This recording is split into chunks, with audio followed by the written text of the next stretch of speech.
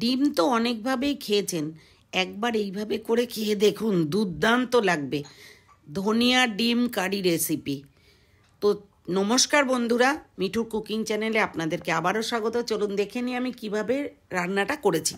বেশ কিছু যতগুলো ডিম দরকার ঠিক ততগুলো ডিম আমি কিন্তু জলের মধ্যে একটা বাটিতে জল নিয়ে তার মধ্যে লবণ দিয়ে ডিমগুলো দিয়ে ভালো করে ফুটিয়ে সেদ্ধ করে নিয়ে খোসা ছাড়িয়ে নিয়েছি। এরপর মশলা নেব, একদম সামান্য মশলা, 1/2 ইঞ্চি মতন আদা দেব গ্রেট করে, আর একটা টমেটো নিয়েছি, কিছু ধনেপাতাটা কিন্তু একটু বেশি পরিমাণে নিয়েছি যেহেতু ধনিয়া এগ কারি, আর রসুন নিয়েছি 8-10 কোয়া, 4-5টা কাঁচা লঙ্কা আর একটা বড় পেঁয়াজ, ব্যাস আর কিন্তু কিছুই লাগবে না। তো এবারে পেঁয়াজ আদা রসুনটাকে পেস্ট করে রেখে দিয়েছি, আবার টমেটোটাকে পিউরি বানিয়ে রেখে দিয়েছি এবং ধনেপাতাটাকেও পেস্ট করে সাইডে রেখে দিলাম। কড়াইটা গরম করে নিয়ে তাতে সর্ষের তেল দিয়েছি, একটু বেশি দিয়েছি কারণ ডিমটাও সেদ্ধ হবে এবং রান্নাটা এই তেলেই হবে। তেলটা গরম হলে ওর মধ্যে অল্প একটু লবণ আর হলুদ দিয়ে ভালো করে সারা কড়াইতে তেলটা ঘুরিয়ে নিয়ে এরপর ডিমগুলো একে একে ছুরি দিয়ে জাস্ট একটু কেটে কেটে দিয়ে সেদ্ধ ভাজতে দেব। ছুরি দিয়ে এই কারণেই কেটে দেব যাতে ডিমের মধ্যে ঠিকমতো লবণ ঝালটা ঢোকে। এরকম জাস্ট একটু একটু করে কেটে কেটে দিয়ে ডিমগুলোকে হালকা ব্রাউন করে ভেজে নিতে হবে। খুব বেশি ড্রাই করে ভাজবেন না, একদম কাঁচাও রাখবেন না।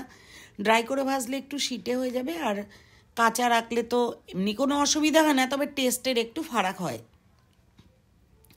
এবার ডিমগুলো একটু ব্রাউন করে হালকা ব্রাউন করে ভেজে তুলে নেব। ওই তেলের মধ্যেই কিন্তু আমি ফোড়নটা দিয়ে দেব।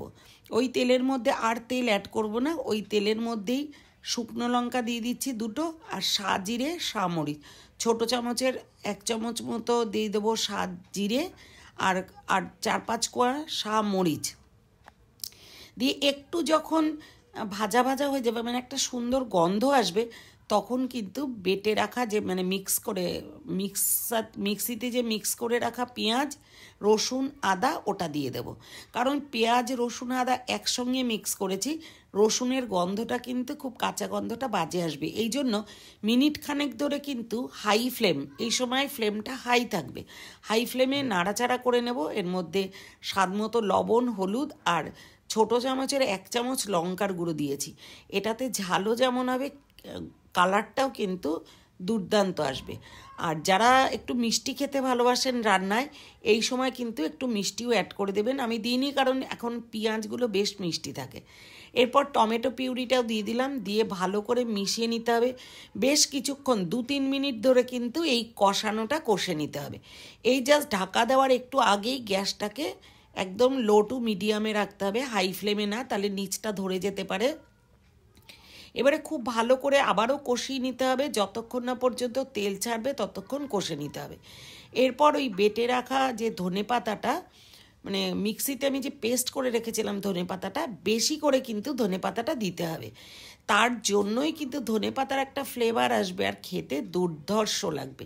আর ওই মশলার যে বাটিটা মিক্সির যে পটটা, ওটা ধুয়েই জাস্ট 1/2 কাপ মতন জল দিয়ে দিয়েছি, একটু ফুটিয়ে নিয়ে ভাজা ডিমগুলো দিয়ে দিয়েছি, দিয়ে ঢাকা দিয়ে কিন্তু মিনিট 2-3 আবারও ফুটিয়ে নিতে হবে।